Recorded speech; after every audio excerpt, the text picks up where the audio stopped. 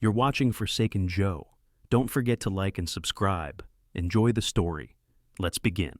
If you'd asked me 3 months ago, I'd have said we were solid. I'd brag about our perfect life, like a damn trophy on display. I was proud of it. I was proud of her, Kristen, my dream girl. We had it all. A shiny new house in a gated community, an air conditioning business I'd built up from scratch, and a life that seemed like it belonged in an Instagram ad. We had these little traditions that made it all feel real: Sunday grilling in the backyard with the neighbors, our weekly couples bowling league where we acted like we didn't know how to bowl, but secretly we did. We even had a timeline for the baby making. I'd say, "Next year, baby?" And she'd smile and nod. It was easy to believe everything was perfect when it looked that way on the surface. Kristen was a real estate stager. She had an eye for the polished, the shiny, the lifestyle that everyone wanted. It was like she lived for the show of it all, always on, always dressed up, always perfect, always making sure her image stayed spotless for clients. Hell, she was the one who pushed for us to start posting more online. People want to see us happy, she'd say. And so, we did. Every pic was just right. Every caption was a play for the perfect life we were supposed to be living. But looking back, I can see it now. There were signs, little things that I brushed off at first. Her late-night texts, the way she'd smile at her phone when a message from Blake popped up. Blake, her best friend? Always Blake. He was a college classmate, someone she'd stayed close with after school, but it felt different. Too familiar, you know. She'd talk about him like they were practically family, like he was just a friend. I remember telling myself, don't overthink it. You're probably just being insecure. But those little things, they piled up. I should have listened to the gut feeling telling me something wasn't right. But no, if you'd asked me 3 months ago, I would have told you everything was fine. I would have smiled, posted a picture of us at the bowling alley or grilling burgers, and told you how great life was. Turns out, I was just blind. The first time Blake's name started feeling like an itch I couldn't scratch, it was simple enough. Kristen would mention him in passing, like he was just some guy from her past, and I'd nod along, trying not to let the weirdness in my gut show. He was just a friend, she'd say. We go way back like college days. And that was fine, right? Friends are fine. She had other guy friends too, but something about Blake felt different. It wasn't just the name, though that alone should have been a red flag. It was the way she talked about him, like he's like a brother, and oh my God, we were so drunk in this picture, look at Blake. It wasn't the stories, not really. It was the feeling behind it, the way her eyes lit up when she talked about him, the way she laughed a little too hard when he sent her texts late at night. Even when he'd pop up in our living room unannounced, she'd greet him like it was no big deal, like she hadn't just talked about him for the last hour. It started slow, casual things like how Kristen would mention Blake's inside jokes during dinner, or the way she'd scroll through her phone with that little smile, her face glowing. It wasn't until the late-night texts began, though, that I felt a shift. I'd be lying next to her, barely asleep, and her phone would buzz, Blake, and she'd swipe it away quickly, like I hadn't seen it. She'd do this little, "Oh, that's just Blake," and I'd want to say something, but I never did. "You're overthinking it," I'd tell myself. Insecure. But it wasn't just texts, it was the throwback pictures, the ones she loved reposting. You know the ones, where everyone's smiling, arms slung around each other, and Blake's always standing next to her, looking like the guy who was too close. She'd say, "We were always like that." But the more I saw those pictures, the more it felt like there was something I wasn't supposed to see. Something just off. Then came the dinner.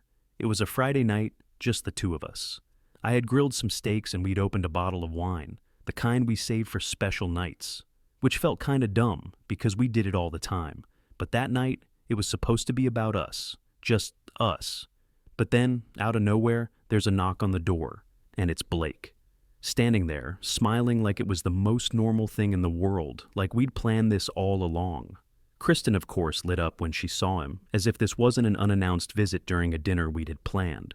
I froze. Kristen acted like it was totally fine, like Blake was just part of our regular routine. "I didn't know he was coming," she said with a laugh, brushing it off like I should have known this was okay. But I didn't know. I didn't want to know. What's going on?" I asked, trying not to sound like an asshole. "Oh, nothing," Kristen replied, flashing a quick smile. "Blake just wanted to catch up." You don't mind, do you? I could feel my stomach nodding.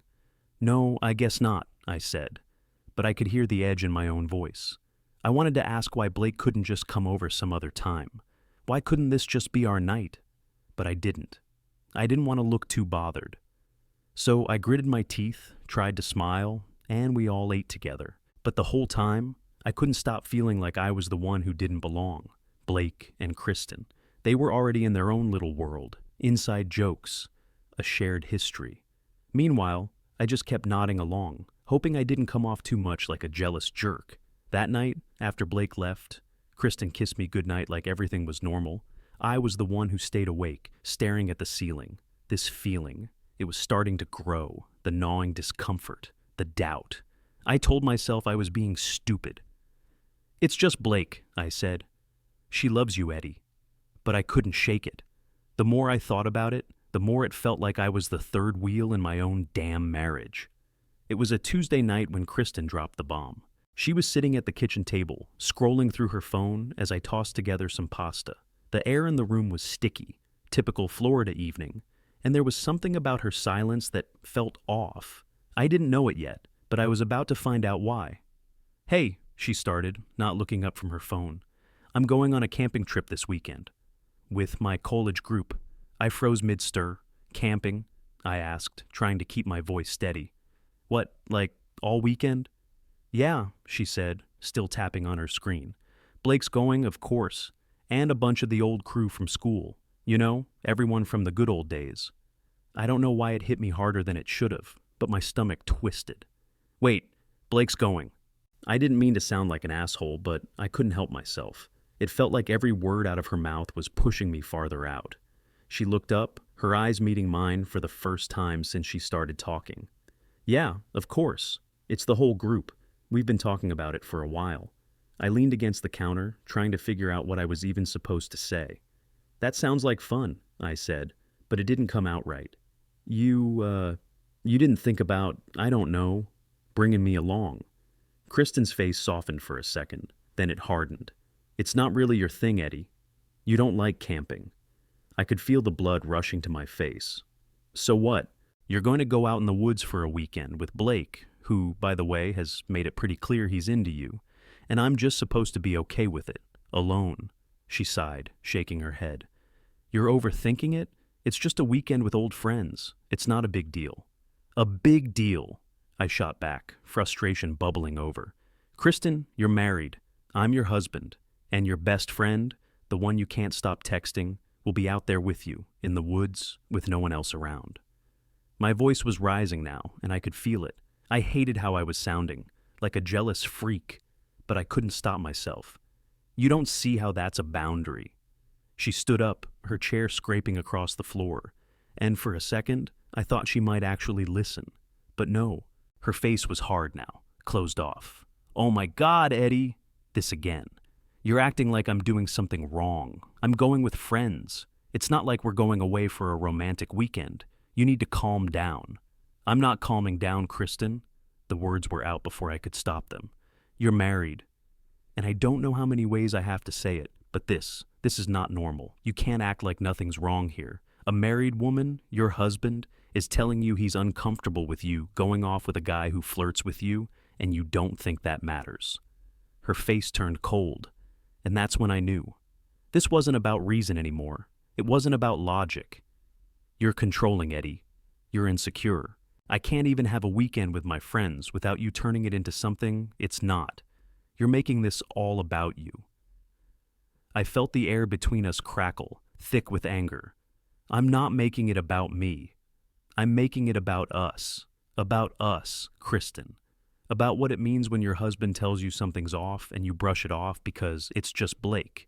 She grabbed her purse, throwing it over her shoulder. You know what? I'm not doing this. I'm not your problem. I don't need you questioning everything I do. Maybe I need some space. I stood there, my fists clenched at my sides, watching her walk toward the door. The words were stuck in my throat. Kristen! She slammed the door behind her, leaving me standing there in a cold kitchen, the smell of pasta forgotten. The silence hung like a weight. I didn't know what to do. I wanted to call her back, beg her to stay, but I didn't. Instead, I just stood there, staring at the empty doorway. And then something inside me shifted. For the first time, I wasn't just mad. I wasn't even hurt. I was done. Something inside me clicked, like I'd been living in a fog and finally saw the sharp edges of the reality around me. She wasn't coming back to me, not the way I thought, and I wasn't waiting for her to make that choice for me anymore. I woke up the next morning to my phone buzzing on the nightstand. The sunlight slanted through the blinds, harsh and bright. I could feel the weight of what happened yesterday still sitting in my chest, heavy and raw. But it wasn't until I picked up my phone and saw the notification that everything got worse. Kristen had posted something. At first it looked like the usual life update type of thing. She was standing outside, that perfect lighting, making her look like she stepped out of a magazine. But then I saw the caption. It was vague, but the implication was clear. She'd written, "It's amazing how many people think they have the right to control my choices. My body, my time, my life. I'll never apologize for living it on my own terms. You deserve better than toxic, possessive men who think they own you." And then came the hashtags. Hashtag my body, my choice. Hashtag toxic men. #, not your property. I stared at the screen, trying to figure out if my brain was just that tired or if she was actually calling me out, straight up slapping me in front of everyone who followed her. I felt the blood rush to my face as I scrolled through the comments. Of course, there was the usual, "You go, girl," from her friends, and more than a few, "Preach," and "You're so strong." But what made my stomach twist was Blake's comment, "So proud of you," with a damn fire emoji. My vision blurred for a second. That was it. That fire emoji. It was like the final straw, like Blake was standing there, giving me a thumbs up while shoving a knife in my back. I don't know why that one small gesture broke me, but it did. I wanted to write something back, to put my foot down, to say something loud and direct, to call her out for turning everything into some kind of public spectacle. But I knew that wouldn't get me anywhere. It wouldn't fix anything. It wouldn't change how she saw me now. So instead of replying, publicly at least, I did something that felt surprisingly right. I opened my profile. I went to my relationship status and changed it from "in a relationship with Kristen" to "single." No explanation, no long post, no need to drag it out or get into any kind of back and forth. I wasn't going to fight for her. I wasn't going to beg. I just sat back, watching as the confusion spread across the comment section. The first couple of people asked why I wasn't tagged anymore. Then there were a few more. "What happened to you two?"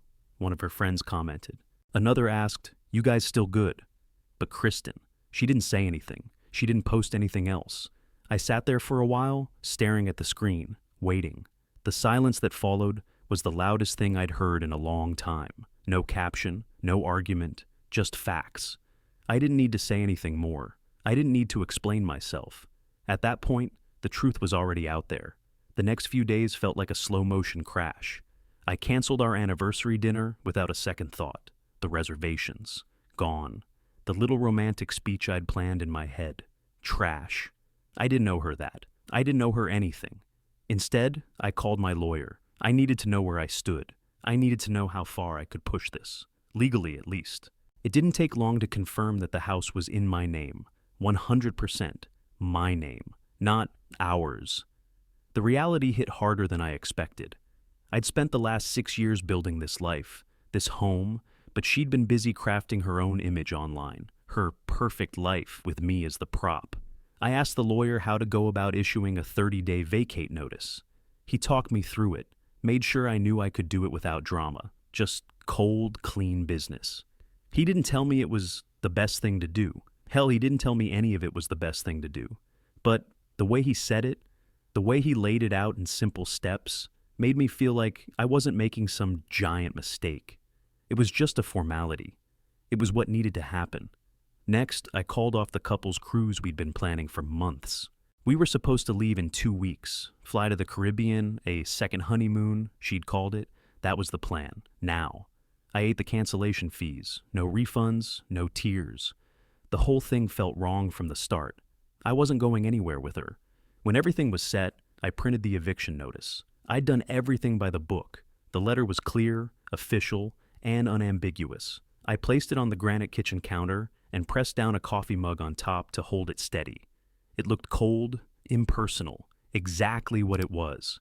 Kristen came home a few hours later, the front door slamming behind her. I could hear her laugh, her voice echoing as she walked through the house, probably still buzzing from her day out with friends. She stepped into the kitchen, her eyes flicking quickly across the room, and then she stopped. She froze. Her eyes locked onto the eviction notice, and I saw her face change in an instant. Her lips parted like she couldn't quite believe what she was seeing. She walked toward the counter, yanked the coffee mug away, and grabbed the paper. The anger exploded. "What the hell is this?" she shouted, her voice higher than I'd ever heard it. "You can't be serious, Eddie." I didn't flinch. I didn't move. I just stood there, calm. I had no interest in getting caught up in whatever emotional storm she was trying to create. "You're actually doing this?" she asked, her voice breaking, disbelief mixed with rage. She was waving the paper in the air now, like it was some kind of lifeline. "Actions have consequences," I said, my voice level. There wasn't anything else to add, no reason to make it more complicated than that. Her hands started to shake as she threw the paper down onto the counter, eyes blazing with something between fury and confusion. "You can't be this cold. This is insane." She was pacing now, throwing out words like knives. "You're just throwing me out like I'm some stranger. I'm not throwing you out, Kristen. I'm giving you a month." I didn't raise my voice, didn't push any harder than I needed to. The truth of it was simple. You've got 30 days. That's more than fair. She took a step back, her eyes wide with something like panic now. It wasn't anger anymore. It was disbelief, like she couldn't process what was happening. "You're really doing this," she said, almost to herself, her voice quieter, confused. "Yeah," I said, taking a slow breath. "I am." She stood there for a moment, staring at me, and for a second I thought she might actually listen. But then her face twisted again, her mouth opening, probably ready to go off on some new angle, some new manipulation.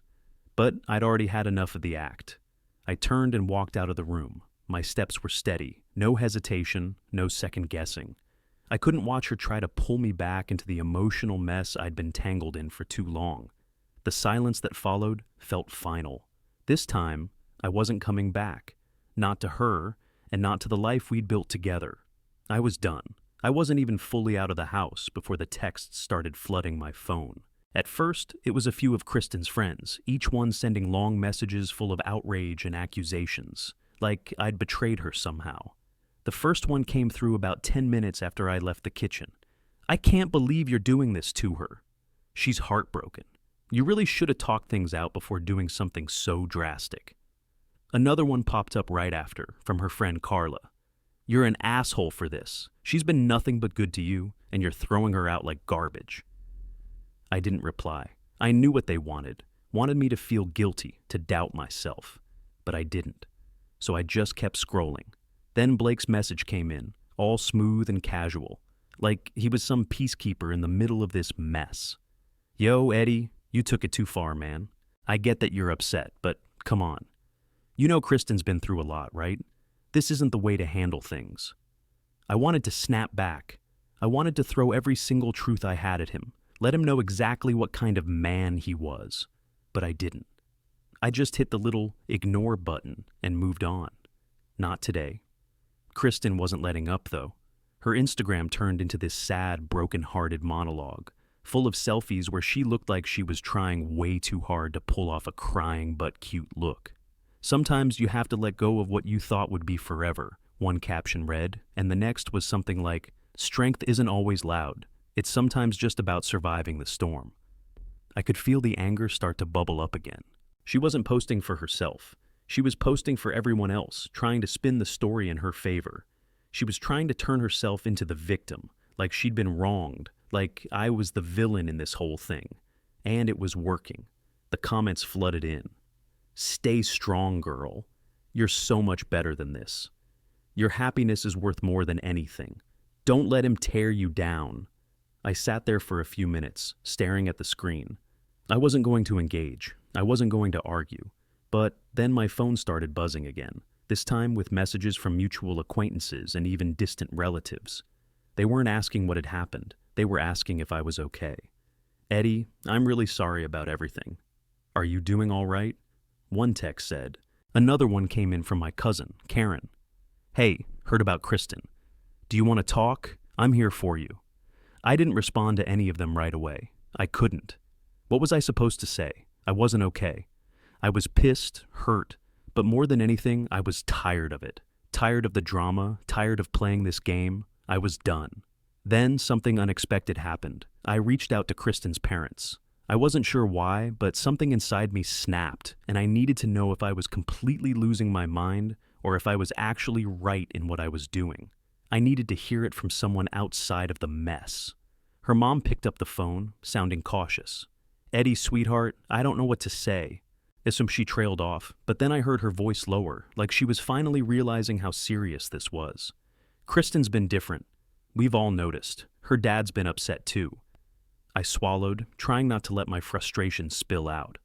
I'm not trying to tear her down. I don't know how much more of this I can take. I don't think she's being fair to me. I don't know what else to do. There was a long silence. Then her dad's voice came on the line, firm and serious, just like I remembered. You've done nothing wrong, Eddie. She's been making choices that we don't agree with, and we raised her better than this.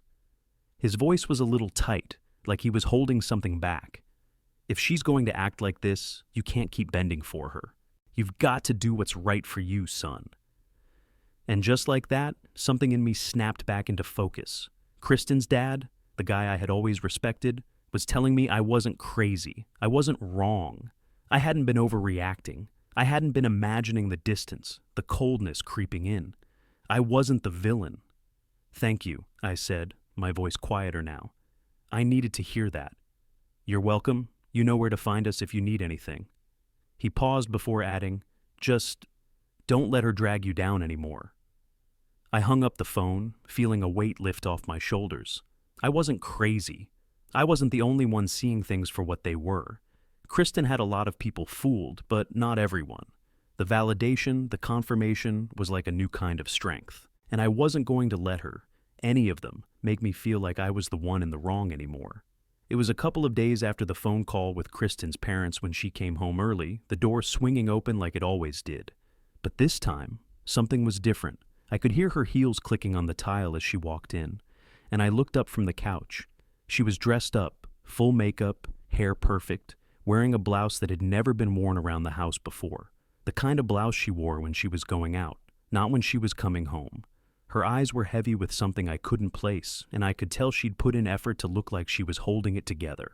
But the smile, it was forced. Hey, she said softly, her voice light, but I could hear the cracks in it. Can we talk? I didn't respond right away. I just let her walk in, her heels clicking like some kind of countdown. She stood there for a second, taking in the silence of the room, and then she sighed like the weight of the world had just hit her. I've been thinking, Eddie, about everything, and God, I feel so lost. I stared at her, watching her twist the hem of her shirt nervously. I wasn't going to be swayed, not now. Lost, I repeated, my voice flat. You feel lost. She nodded, and for a second, I almost believed her. But then I caught the hint of a smile tugging at the corner of her lips, like she was trying to sell it, trying to make it sound genuine. I miss our life, Eddie. You know, the way things used to be. I miss us. I miss the little moments we shared, before everything got so complicated. Her eyes filled with tears then, and it was like watching her flip a switch. She was trying to be vulnerable, trying to make me feel guilty for even thinking I was right in what I'd done. The way the tears welled up in her eyes made my stomach twist. The old me would have fallen for it. I would have told her it was okay, that we could work through it, but I wasn't that guy anymore. She took a shaky breath. Look, the camping trip, it was just a misunderstanding. I didn't mean for it to hurt you. It's not what you think, okay? It was just a group of old friends, nothing more. I nodded slowly, my eyes never leaving hers.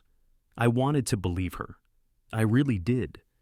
But the thing was, I couldn't anymore. Not after everything. Not after. You're letting this ruin us, Eddie, she said, her voice now cracking like she was trying to make herself believe it. I need you. I need my husband back. I need us to be normal again. I didn't flinch. I didn't say anything for a moment. I just stared at her, and then I said it. You already did, I replied, my voice calm, but the words sharp. The room fell quiet. For a second, she froze, and I could see the flicker of something behind her eyes. Surprise, anger, regret. I couldn't tell, but it didn't matter anymore. Her smile disappeared, and her tone changed, sharper now. The sweet, vulnerable mask she'd been wearing fell away, and I saw the real Kristen, the one who had been hiding beneath it all this time.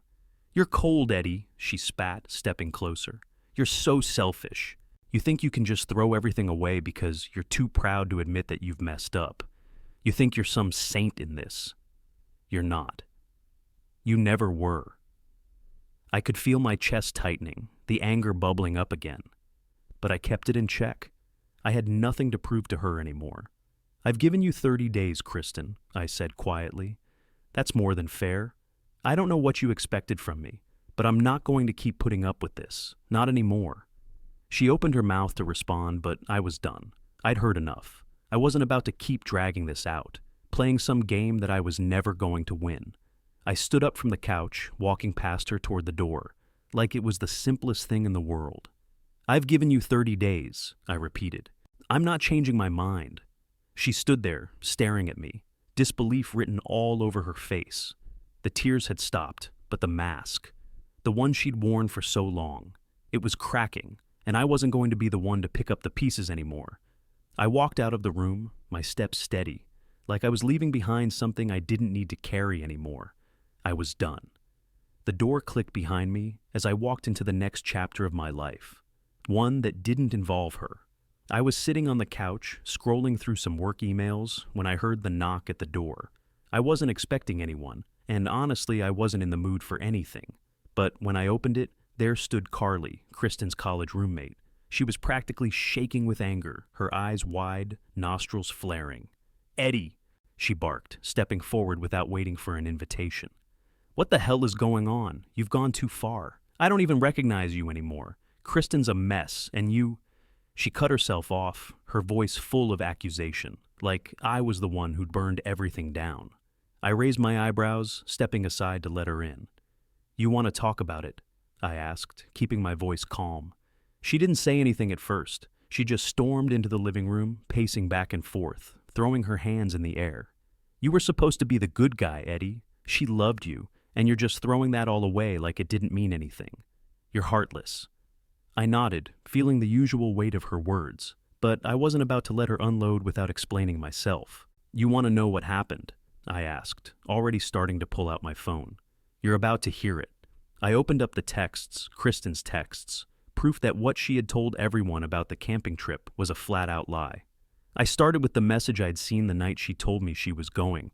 "Can't wait for the trip. It'll be so fun. Blake's going too." I scrolled down to the pictures from that weekend. Kristen with Blake, laughing around a campfire. It wasn't just that. It was the fact that Kristen never told anyone else who was really there. She left out the part about Blake bringing his girlfriend. It wasn't some friends-only getaway. It was a setup, and Kristen made it look like it was all innocent. I handed Carly my phone, watching her face change as she scrolled through the texts. The guilt and surprise hit her all at once. Wait, Blake's girlfriend? I didn't know he had one. She turned the phone back to me, shaking her head. Kristen didn't tell me any of this. I leaned back in my chair, my arms crossed. Yeah, well, she didn't tell a lot of people. Like how Blake has a girlfriend, but still makes sure to send Kristen those late-night texts. Or how she's been hiding all of this, twisting everything to make herself look like the innocent one. But this is what she's been doing, Carly, and I'm the bad guy for calling it out. Carly stared at me for a long minute, the anger slowly draining from her face. I could see her piecing it together, the way she was realizing she'd been played. She opened her mouth like she was about to say something, but then shut it. The truth hit her harder than I expected. I didn't know, she finally said, her voice quiet. I thought it was just. I thought you were being unfair to her, but I shrugged. I get it. She's good at making it look like I'm the asshole, but I'm not this time. Carly stood up suddenly, and for a second, I thought she was about to leave, but instead, she grabbed her purse, her hands shaking. I need to go. I need to figure some things out. I didn't try to stop her. I didn't say anything else. I just watched her walk out, the front door clicking behind her. The rest of the evening was quiet. But then, around 8 p.m., Kristen posted again. This time, it wasn't a sad selfie. It wasn't some deep caption about needing space or being strong. It was something sharper, aimed right at her friends. I'm done with fake friends who don't know what loyalty means. Fake people will always find a way to twist the truth, but I know who I am, and I'll never let anyone take that from me. She followed it up with a post about choosing herself and not tolerating negativity. It was just vague enough to get everyone wondering who she was really talking about. But I knew, and now Carly knew too. I didn't react to it. I didn't post anything in return. I just sat back on the couch, the weight in my chest feeling lighter for the first time in a while. Kristen thought she could use the internet to control the narrative, but now the cracks in her image were starting to show. And I wasn't the one holding the wrecking ball anymore. She could post whatever she wanted. But it was clear now. People were starting to ask questions. And I didn't need to say a word. It wasn't long after Carly left that the next bombshell dropped. I was sitting on the couch, scrolling through some work stuff, when I saw the message pop up. It was a DM from Blake's girlfriend, Amber. At first I thought it was some kind of prank. Maybe another one of those, "Are you sure about this?" messages people send when they don't really know the full story. But when I opened it, it hit me like a slap. "Hey, Eddie. I just wanted to say, thank you for telling me about everything with Blake. He's been lying to me for months, and I had no idea what was really going on. I'm done with him. I'm breaking up with him today. I really appreciate the truth." I sat there staring at the message for a moment. Part of me expected to feel vindicated, but I didn't. What I felt was numb. Amber wasn't the problem. She was just another casualty in all this mess. But then, she dropped another bomb. "I'm posting about him today. I'm calling him out for all the lies, and I'm not keeping quiet anymore." She ended with a simple, "Thanks again, Eddie." I didn't reply. I didn't need to. I just sat there, feeling the weight of everything finally coming down.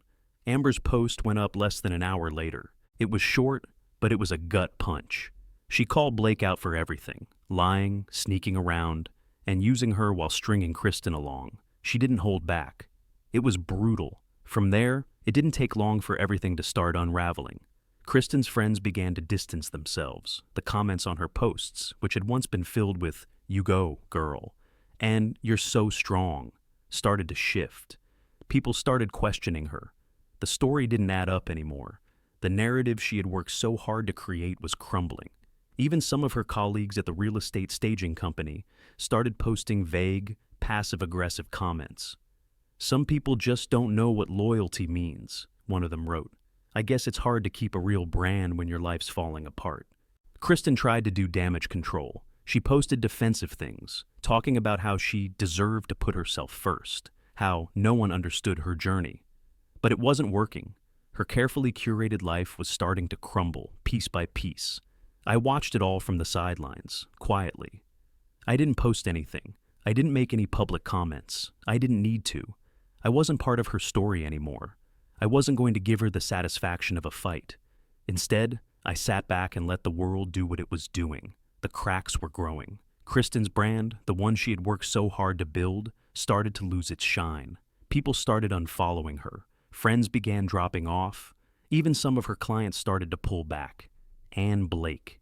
He went quiet. I'm sure he was caught in his own mess now, too. Amber wasn't about to let him hide from this. I didn't feel any joy in it. I didn't feel any triumph. I just watched it happen. It was like the universe had already set its course, and now it was playing out. She wanted validation from the internet, wanted everyone to see her as the victim, to cheer her on and support her. Instead, she got something else entirely. She got their judgment. And for the first time, I felt nothing but peace. 3 months later, everything felt different. My business was booming, contracts rolling in, clients lining up. I had a few commercial projects on the table, which was a huge step up from residential work. The money was good, the pace was fast, and I didn't have time for drama. I was in a good place. I was dating again too. Nothing serious, just casual, no pressure. It felt right. I wasn't looking for anything heavy. Just a couple of dinners, a few laughs, and nights that ended with no strings attached. I was enjoying it. Life felt light again, like I could breathe without all that weight pressing down on me. Then, one day, I got a text from Kristen. My stomach didn't drop. There was no anger, no regret. I just read it, then tossed the phone on the counter. "Can we meet? I just want to talk. Please." I didn't rush to reply, but out of curiosity I did. I wasn't expecting much. I didn't care much either.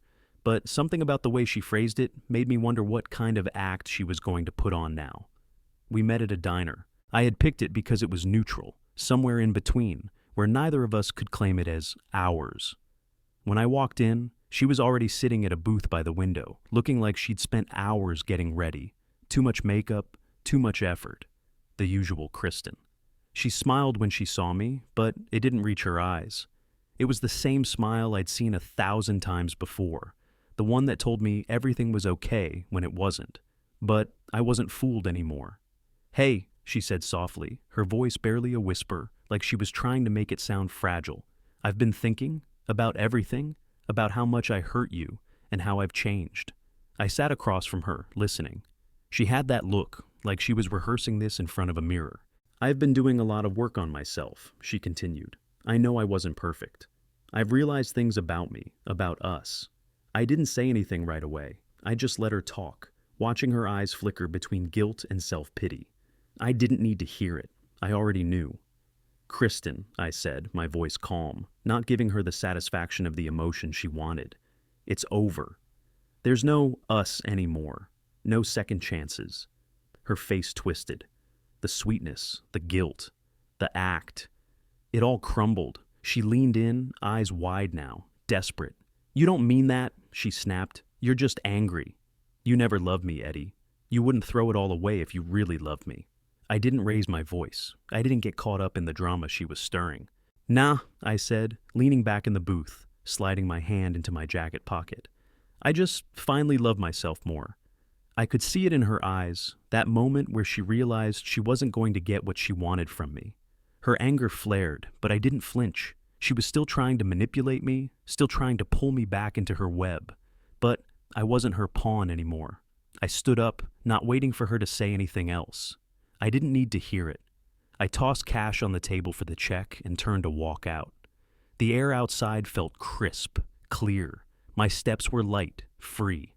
I got to my car, slid into the driver's seat, and for the first time in months, I felt a weight lift off my shoulders. It was over. For good. She wanted me to play the villain. Turns out, I make a better escape artist.